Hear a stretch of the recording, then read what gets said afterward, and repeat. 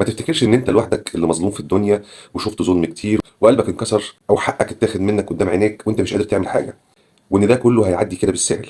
طيب هل سالت نفسك قبل كده ايه اللي ممكن يحصل في الكون ده كله لو المظلوم رفع راسه للسماء وقال دعوه واحده بس، فدعا ربه اني مغلوب فانتصر؟ عارف الدعاء ده عمل ايه زمان؟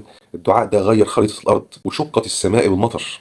لو عايز تعرف ازاي دعاء ممكن يكون هو الحل الوحيد لكل مشاكلك، كمل الفيديو ده للاخر.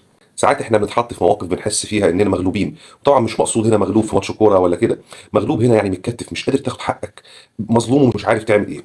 ممكن تكون مثلا موظف مجتهد وبتشتغل ويجي حد بواسطه ياخد مكانك وترقيتك ويطلعك انت كمان اللي غلطان. ممكن مثلا تكوني زوجه عاشت سنين بتضحي وفي الاخر تلاقي انكار وجحود واساءه معامله وممكن كمان يتجوز عليكي. ممكن تخش تجاره وتيجي تطالب بحقك فيها، يحصل انكار ويقول لك مالكش عندي حاجه. في اللحظه دي الضغط بيخليك عايز تصرخ تكسر وتاخد حقك بايدك، بس انت مغلوب. الضعف البشري بيحسسك انك قليل، بس الحقيقه انت في اقوى حالاتك لو عرفت تروح لمين. دعوه سيدنا نوح في الايه دي اللي هي بسم الله الرحمن الرحيم اني مغلوب فانتصر، نزلت في حق سيدنا نوح عليه السلام. تخيل نبي يقعد 950 سنة يدعو قومه، تخيل الصبر والمجهود، وفي الآخر بدل ما يؤمنوا استهزأوا بيه وقالوا عليه مجنون وازدجروه. سيدنا نوح ما وصلش للحظة دي في الدعاء إلا لما الأسباب الأرضية كلها خلصت، ما بقاش في حد تاني ممكن يؤمن. هنا ما رفعش سيف ولا عمل جيش، وعمل اتصال مباشر مع صاحب الملك. ربنا بيقول بسم الله الرحمن الرحيم فدعا ربه أني مغلوب فانتصر ففتحنا أبواب السماء بماء منهمر وفجرنا الأرض عيونا فالتقى الماء على أمر قد قدر. شوف السرعه، ففتحنا، الفاء هنا للتعقيب والسرعه. السماء اتفتحت والارض اتفجرت علشان دعوه صادقه من قلب مكسور. ربنا بيعلمنا ان نصرته مش محتاجه جيوش، دي محتاجه يقين. النبي صلى الله عليه وسلم حذرنا من دعوه المظلوم وقال واتقي دعوه المظلوم فان ليس بينها وبين الله حجاب. عارف يعني ايه ليس بينها وبين الله حجاب؟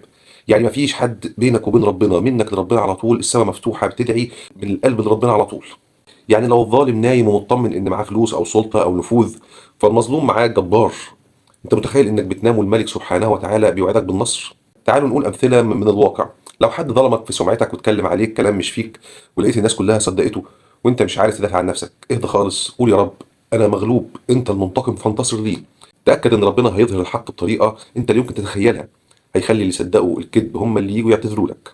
ربنا بيقول بسم الله الرحمن الرحيم إن ينصركم الله فلا غالب لكم وإن يخذلكم فمن ذا الذي ينصركم من بعده. القاعدة هنا واضحة، لو ربنا معاك فمين اللي عليك، ولو ربنا تخلى عنك فمين اللي هينصرك. وعلشان الدعوة دي تكون طالعة من القلب لازم يتوفر فيها ثلاث حاجات. لازم تكون صادق فيها، يعني انك فعلا تكون مظلوم مش بتدعي المظلومية وانت ظالم في الاصل، يعني لازم تراجع نفسك الاول وتحسبها صح. ولازم تكون منكسر، انك تعترف بضعفك لربنا. انا مغلوب يا رب. الاعتراف بالضعف ده قدام ربنا هو القوة بعينها، واليقين في ربنا انه مش هيسيبك وهيجيب لك حقك. افتكر دايما ان ربنا بيأخر النصر احيانا عشان يربي فينا الصبر، او عشان يزود في عقاب الظالم، او عشان بيبتلينا، او عشان بيختبرنا، او عشان يرفع درجتك، بس في النهاية النصر جاي. رسالة لكل واحد حاسس بالظلم: نام وانت مطمن، حقك مش ضايع عند ربنا. ورسالة لكل واحد بيظلم: خاف من لحظة يرفع فيها المظلوم ايده ويدعي عليك ويقول اني مغلوب فانتصر. اللحظة دي ممكن تكون نهاية جبروتك. ربنا بيقول بسم الله الرحمن الرحيم ولا تحسبن الله غافلا عما يعمل الظالمون انما يؤخرهم ليوم تشخص فيه الابصار. طبعا في سؤال جه دلوقتي في دماغك وجه في دماغ كتير مننا: طب احنا دلوقتي في ناس بتموت وهي مظلومة، والظالم بيموت وهو عايش في قصوره منعم، فين النصر؟ فين النصر بقى اللي احنا موعودين بيه؟ وفين فانتصر اللي بنقولها؟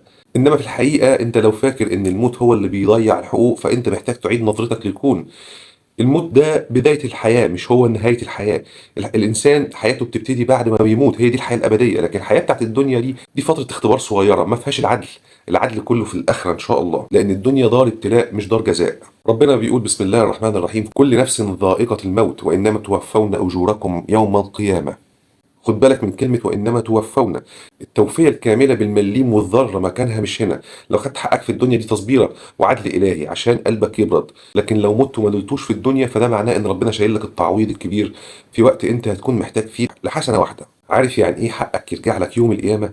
النبي صلى الله عليه وسلم بيحكي لنا مشهد يخلي الظالم يرتعش، وقال عليه الصلاة والسلام: أتدرون ما المفلس؟ قالوا: المفلس فينا من لا درهم له ولا متاع. قال: إن المفلس من أمتي من يأتي يوم القيامة بصلاة وصيام وزكاة ويأتي قد شتم هذا وقذف هذا وأكل مال هذا وسفك دم هذا وضرب هذا، فيعطى هذا من حسناته وهذا من حسناته، فإن فنيت حسناته قبل أن يقضي ما عليه أخذ من خطاياهم فطرحت عليه ثم طرح في النار. تخيل الظالم اللي كان فاكر نفسه ذكي واقف يوم القيامة بيتسحب منه صلاته وصيامه بيديها لك انت، ولو خلصت حسناته بيشيل هو ذنوبك. يعني في الآخر هو اللي خسران الدنيا والآخرة، وانت اللي كسبت نصر أبدي. في قصة أصحاب الأخدود، الغلام المؤمن والناس اللي آمنت معاه، الملك الظالم حفر لهم خنادق نار ورمى فيهم الرجالة والستات والأطفال. طبعا بالمنطق البشري الظالم انتصر والمؤمنين ماتوا محروقين، لكن ربنا سمى ده في القرآن الفوز الكبير لأنهم ماتوا على الحق، والظالم خسر آخرته. النصر الحقيقي مش إنك تعيش أطول، النصر الحقيقي إنك تقابل ربنا وإنت مظلوم مش ظالم. دعوة إني مغلوب فانتصر بتفضل ملاحقة الظالم حتى بعد موت المظلوم. ممكن الظالم يتذل في أولاده، في صحته، في سمعته، أو يجي له خراب في أعز ما يملك وهو مش عارف السبب. السبب هو دعوة الراجل الغلبان اللي مات من سنين وهو بيقول يا رب. ربنا سبحانه وتعالى حي لا يموت، ودعوته مسجلة في ديوان لا يغادر صغيرة ولا كبيرة. اوعى تموت وانت ظالم، حاول ترجع كل حق لاصحابه. لو عجبك الفيديو دوت شاركه مع اصحابك واعمل لايك واشترك في القناة. سلام.